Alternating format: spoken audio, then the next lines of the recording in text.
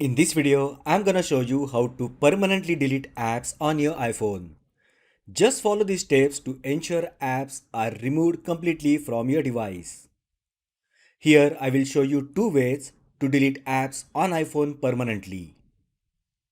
So method number 1. First, open Settings app on your iPhone. Now navigate to General. Now tap iPhone Storage. Here you will get list of apps that are installed on your iPhone.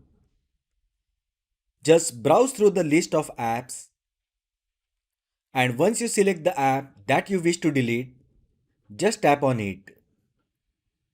On the next screen, tap Delete App option to permanently remove it from your device. Now let's see method number 2. On iPhone screen, just long press on the app that you want to delete. When the menu pops up, tap Remove App.